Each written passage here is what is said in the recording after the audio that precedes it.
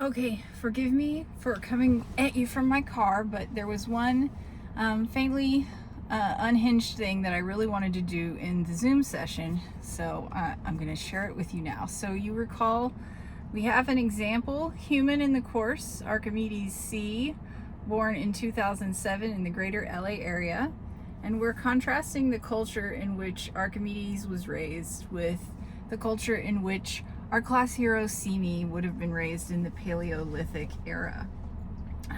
So this unit is called Mind of a Mammal, and I have to start introducing to you guys some of the big neurotransmitters that play a role in that mammal brain.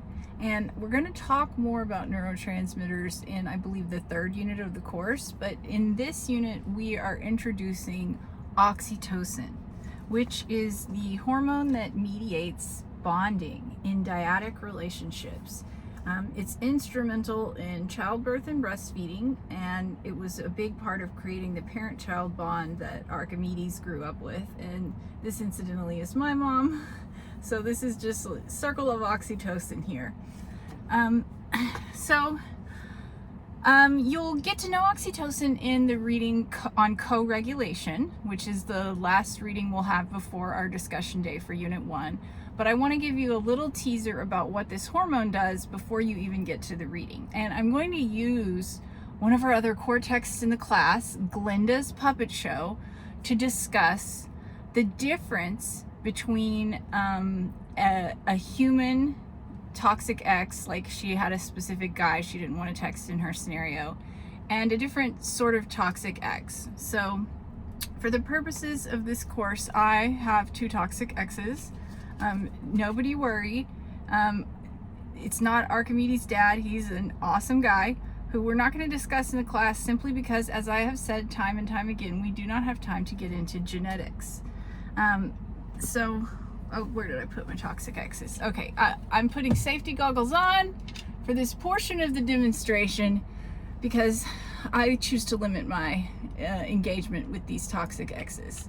So one, is a person, so I care about that person.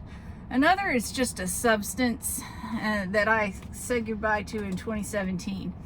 So what I want to ask is, what would be the difference neuroscientifically for me in smelling either my toxic X or my toxic X that is not a fellow Homo sapien?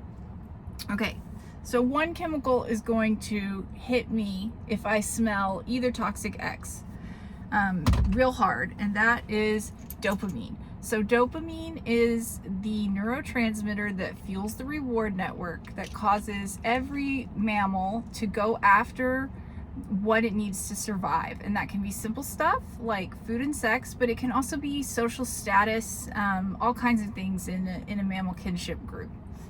So if I was, I'm going to demonstrate a flood of dopamine right now. Okay, again, goggles on. For demonstration purposes, I have obtained a bottle of non-alcoholic bourbon, and I'm just going to smell my toxic X. It's been a while. We broke up in 2017, but yeah, that's still a good smell. Now, what would be different? We're not bringing my actual toxic X into the car, but what would be different in my brain on a neurochemical level if I smelled my toxic X? Because remember, in Glinda's Puppet Show, this is one of the things her reward network was just saying to her to try to convince her to text the X back was, you love the way he smells. Okay, so what would hit me is definitely dopamine because of the rewarding connections I've had with this person in the past. But what else would hit is oxytocin, because we share that mammal bond. We've been in a dyadic pair, and we have co-regulated and shared this hormone. So that's just a little peek at oxytocin. You will be getting a lecture and a reading about it later in the unit, but you can go ahead and ask questions about oxytocin in the discussion now, and be pumped up for the next readings.